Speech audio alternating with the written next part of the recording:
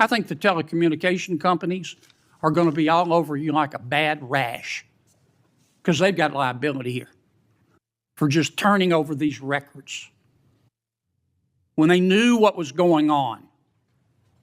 I think some FBI agents may have some liability here. General, welcome. Let's suppose that I'm appointed special counsel at the Department of Justice, and I go to the telecommunication companies, the phone companies. Let's single out AT&T, and I say, look, I know you're busy, but I want to see a copy of the phone records of a sitting United States senator. They're not going to just give them to me, are they?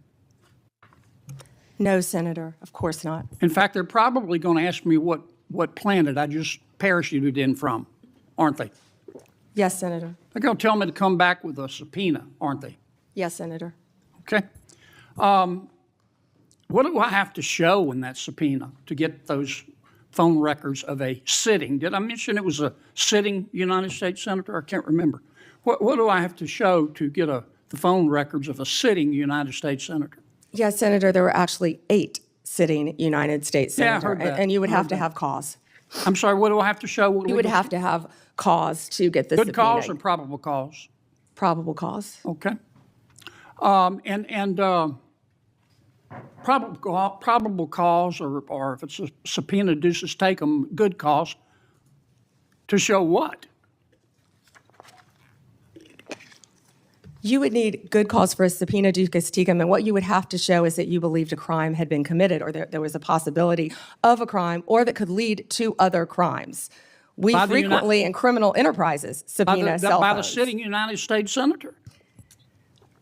Senator, they would have to have believed you were part of a criminal conspiracy, is my understanding. Would a judge have to sign off on it?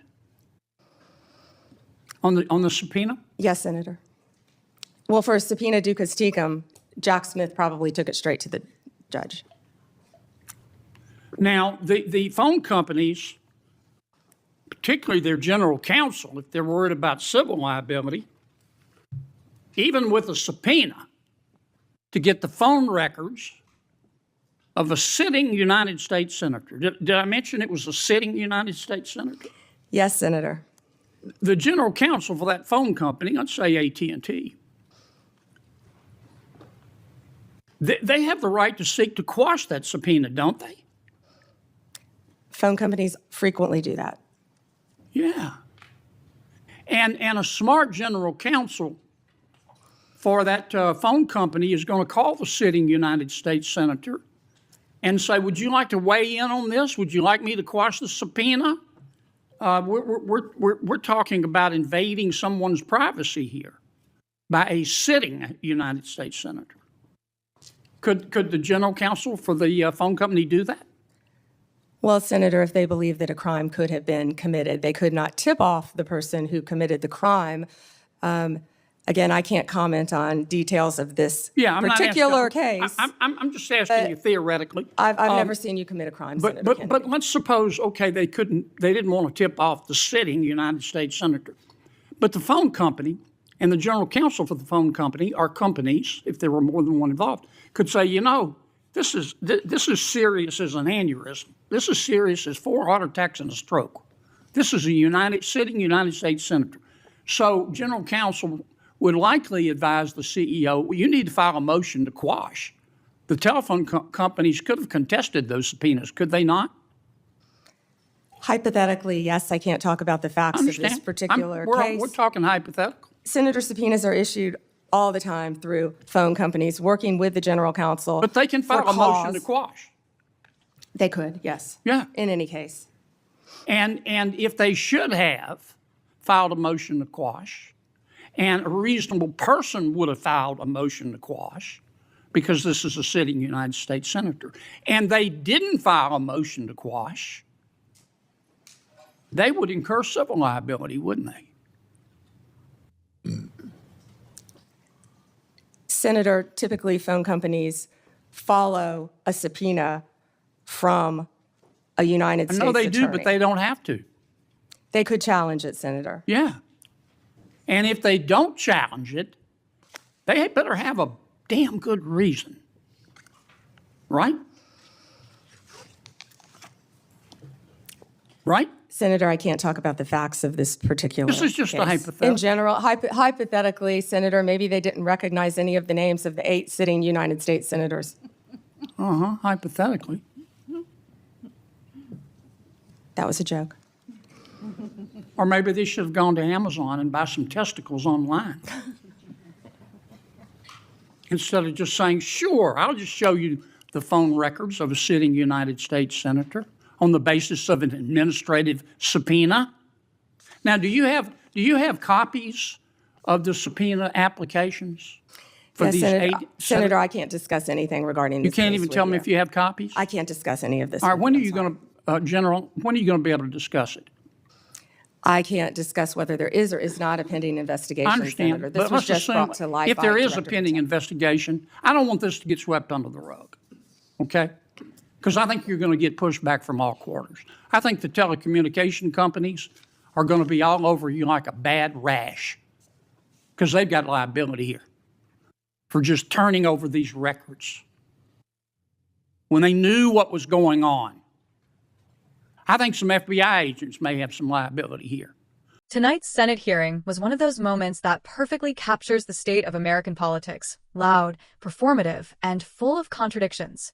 What began as a discussion about the Justice Department's handling of subpoenas quickly turned into a showcase of political theater.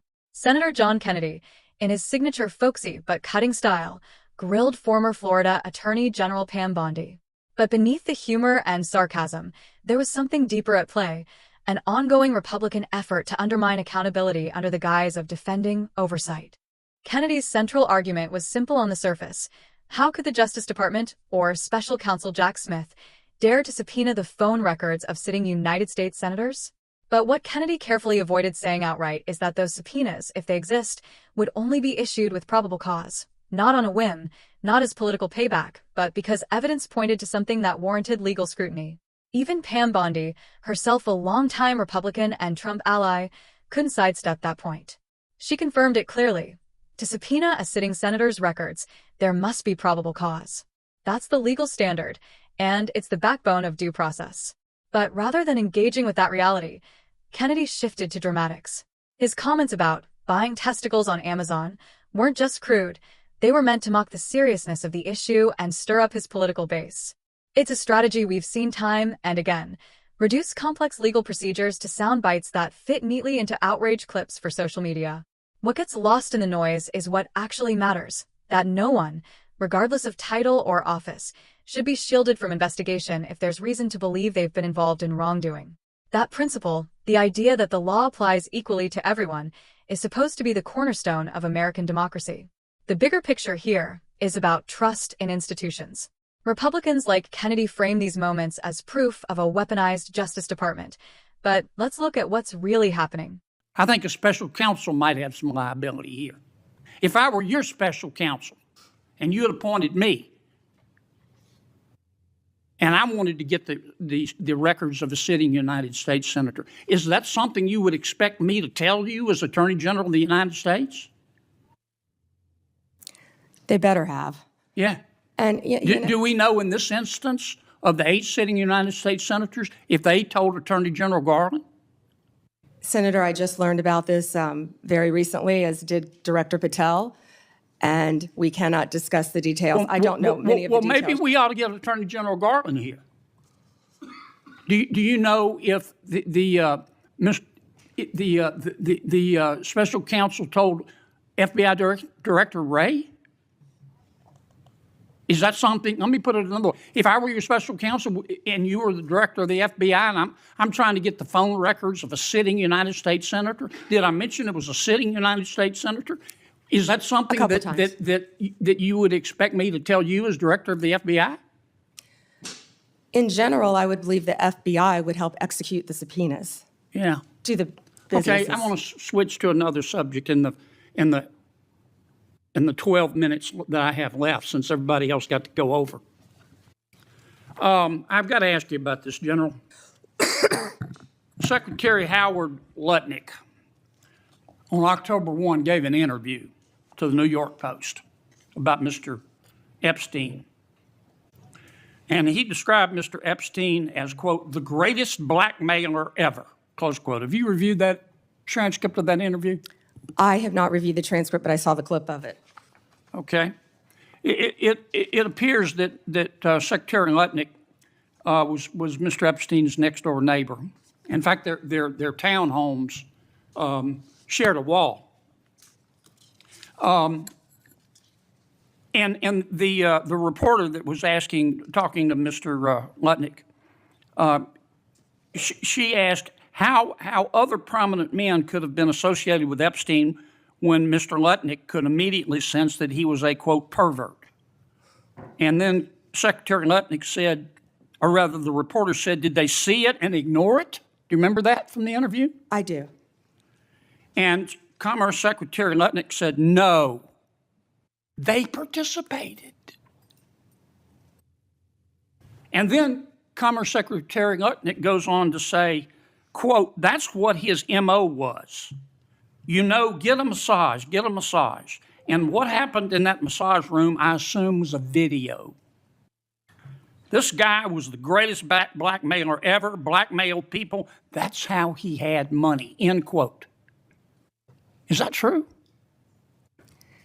Senator, as our July memo said, we did not uncover evidence. This case has gone through 3 administrations, as well as former U.S. Attorney Alex Acosta. I know that, Pam, but have you interviewed Secretary Lutnick?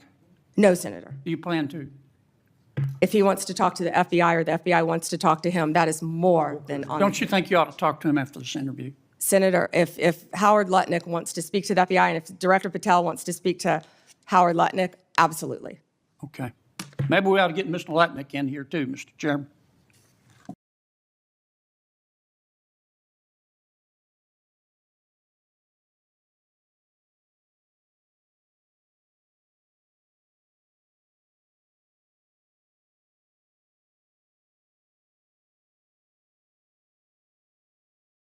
Independent prosecutors like Jack Smith are doing what the justice system demands, following evidence wherever it leads, even when it makes people in power uncomfortable. That's not corruption. That's integrity. The same Republicans who now cry foul once cheered investigations into their opponents with no hesitation.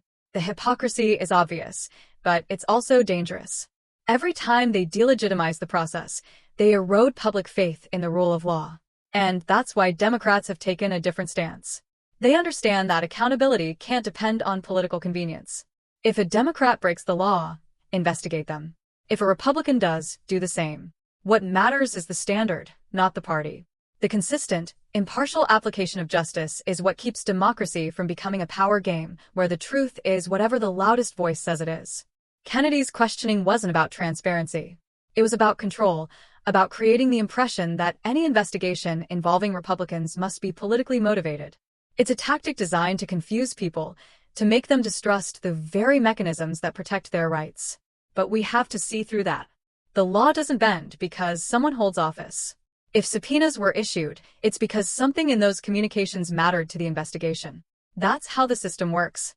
What this hearing reveals is a struggle over the meaning of justice itself. Are we a nation where the law applies to everyone equally, or one where powerful people get to decide when accountability is fair? The Democrats' position is clear. The law is not a weapon. It's a shield for truth. When applied correctly, it protects citizens, not politicians. And that's the takeaway viewers need to understand tonight. This wasn't just a fiery exchange. It was a reflection of how deeply divided America is over something as fundamental as accountability. The question isn't whether Kennedy embarrassed Bondi or whether Bondi dodged questions. The question is whether the American people can still recognize justice when they see it. If you believe in fairness, in facts, and in the idea that power should never put anyone above the law, then you're already on the right side of history. Stay informed, stay engaged, and never let noise drown out reason, because that's exactly what those afraid of accountability are counting on.